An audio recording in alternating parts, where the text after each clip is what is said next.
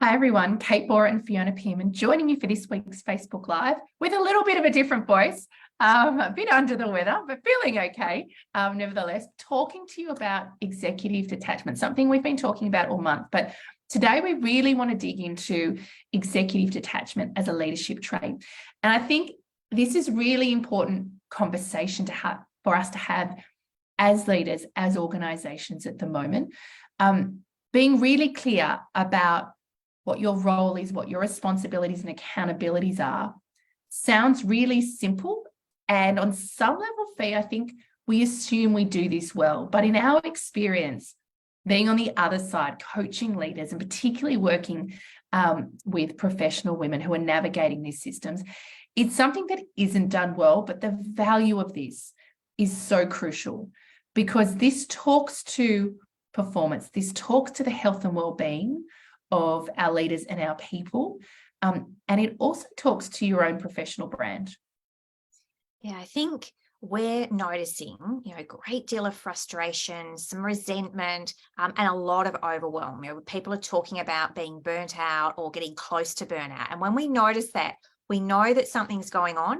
And yes, of course, there might be some systemic factors that are happening that are more macro that we can't control. But we also notice that quite often there's a lot of individual factors that are playing out. And I think this is where we can get curious and we can start to see, what is it that's causing this for me here? And very often it's this piece that I am overly invested. I've got myself into a place where even though we want to care about things, when we've become overly invested, we've actually lost perspective. We can't get clear. We can't see things for what they really are. We're biased towards situations because we aren't able to stay calm enough to see what's really going on. Yeah, I think we would always argue good things, right? In employees, we want our employees to care. We want them to work hard. We want them to do great work. So all really positive traits. And I think it's really worthwhile us facilitating a conversation with ourselves first as leaders, but secondly, thinking about and potentially facilitating a coaching conversation with our direct reports as well around our levels of responsibility, attachment to outcomes. Because there is no question that this is driving a lot of the frustration, resentment, the overwhelm and the overload. And I think before you go down that pathway, so great to start with ourselves first.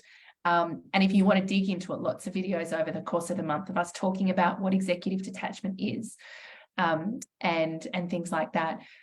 So great for you to dig into it for yourself as well.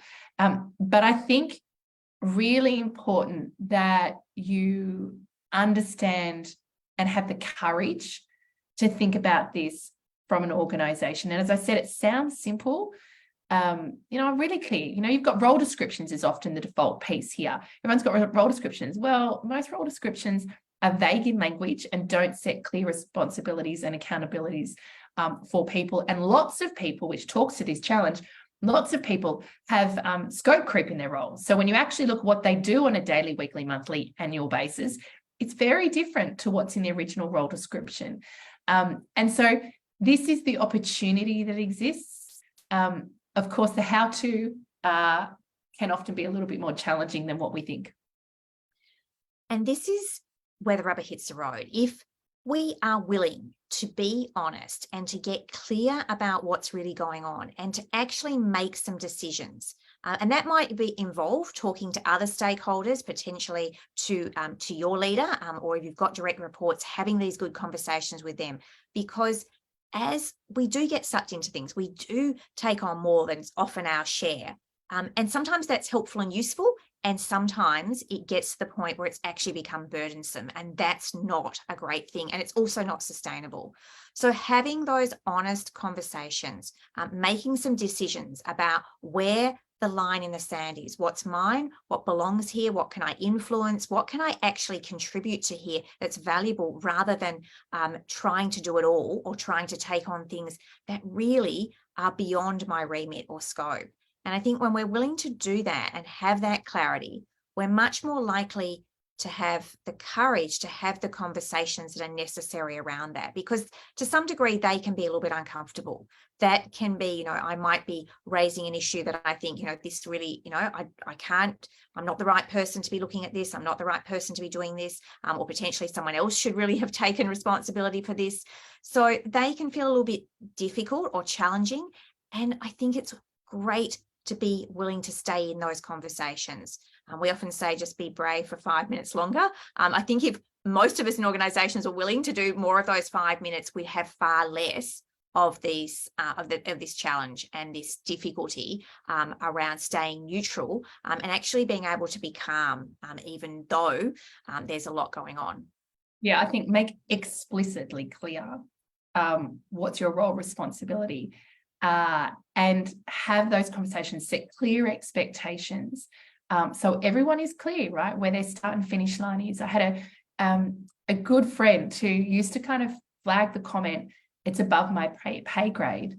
And we were just chatting around, that was such a great example of quite a senior executive who was able to really understand what their role was, and where their responsibility ended below the decision-making line and the consequence of that decision, and being able to recognize, and that doesn't wipe frustration completely away, but certainly being really clear about where your role starts and stops, where your responsibility, where your accountability starts and stops, so that you can make really good decisions, so you can conserve your emotional and mental energy, but equally so you can be really clear about what is expected of you, what high performance looks like, is really then in service of this conversation around high performance, health and well-being, and then really ensuring that how you show up as a leader for yourself, but also how your people show up, is really supported to build brand profile and, most importantly, have a really great impact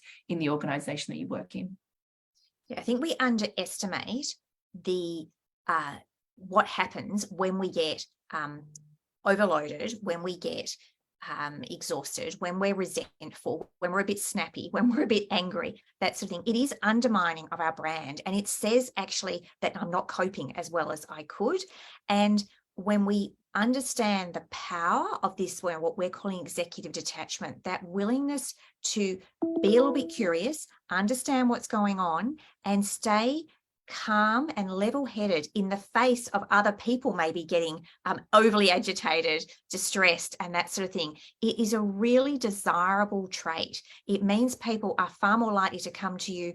You're going to be seen as a calm port in the storm, and that's often really important in these times of there's a lot of change going on. There's a lot of demands on individuals in organizations. So I think the willingness to step in and to recognize in yourself perhaps when I need to do this, and to see it as a powerful leadership quality, and to potentially coach others, is a really great way to start to make this something prevalent in the system. And also the ripple effect of more people doing this will be good for you, but it'll also be good for the people around you. So lots to dig into. This one, particularly if it's a new term for you, would really encourage you to circle back to some of our other videos this month, which you can find over on our Core Confidence Facebook page.